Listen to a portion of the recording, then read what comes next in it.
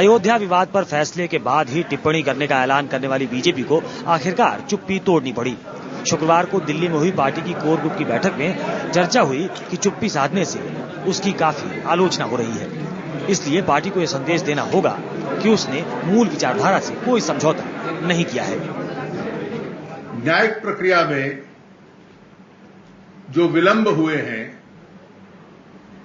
उसकी वजह से अयोध्या में मंदिर निर्माण का जो विषय है वो अभी तक हल नहीं हो पाया है।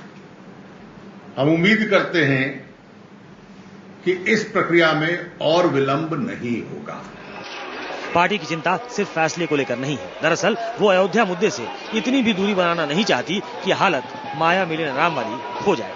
गुरुवार को फैसला टाले जाने पर निराशा जताकर आरएसएस ने भी उस पर दबाव बढ़ा दिया था। आरएसएस ने कहा था कि फैसला आने के ठीक पहले इसे टाला जाना आश्चर्यजनक है। उधर शुक्रवार को दिल्ली में ही अयोध्या विवाद पर संत उच्चाधिकार समिति की बैठक भी बुलाई गई। समिति ने स्पष्ट किया कि राम मंदिर का सवाल आस्था से जुड़ा है, इसलिए न समझौता हो सकता है और न मंदिर निर्माण की योजना में कोई तब्दीली संभव है।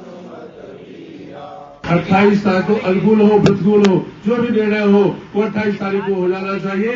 और विषाणी विषय ये हम क्या करेंगे, हम लोग लोकतांत्रिक पद्धति से अपनी मांग को, अपने न्याय को, अपने पक्ष को लोकतांत्रिक पद्धति से समाज के सामने, जनता के सामने रखेंगे। गौरतलब है कि संत समिति का गठन पिछले हरिद्वार कुंभ में विश्व हिंदू परिषद की पहल पर हुआ था और समिति के तेवर बताते हैं कि अयोध्या विवाद पर राजनीति का नया अध्याय लिखा जाना अभी बाकी है। अयोध्या पर चुप्पी तोड़ना बीजेपी की मजबूरी भी थी और जरूरत भी। ये जरूरी इसलिए था क्योंकि ये साबित करना है कि बीजेपी अपनी मूल विचारधारा से भटकी नहीं है, और मजबूरी इसलिए क्योंकि संघ ये चाहता है कि राम बीजेपी की राजनीति का केंद्र बिंदु बने रहें। Sukesh Ranjan, Delhi, IBN 7। Supreme court ने भले ही अयोध्या विवाद में समझौते की संभावना तलाशने के लिए फैसला टाल दिया हो, लेकिन इस मामले के ज्यादातर पक्षकार अदालत से ही निपटारा चाहते हैं।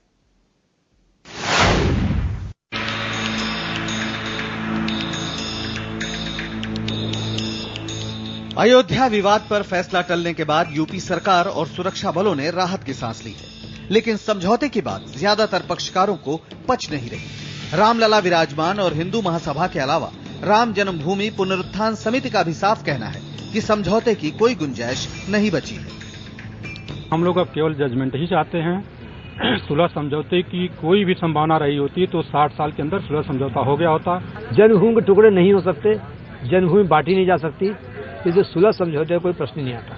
जब तक न्यायालय का आदेश नहीं आएगा, वो भी उच्च न्यायालय का, उसके बाद देखा जाएगा। न्यायालय के आदेश आए बिना कोई भी संभावना सुलह की नजर नहीं आती है। मंदिर के पैरोकारों में सिर्फ निर्मोही अखाड़े ने समझौते को लेकर सकारात्मक रुख अपनाया है।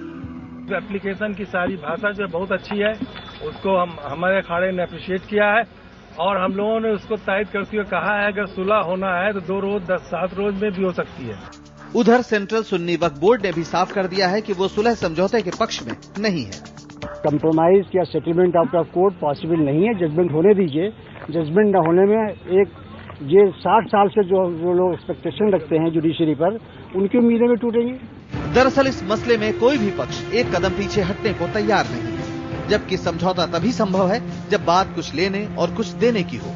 जाहिर है अब सबकी नजर है 28 सितंबर पर। उस दिन सुप्रीम कोर्ट तय करेगा कि अयोध्या विवाद पर फैसला अभी सुनाया जाए या फिर इसे टाल दिया जाए। शलभ मणि त्रिपाठी, लखनऊ, IBN 7।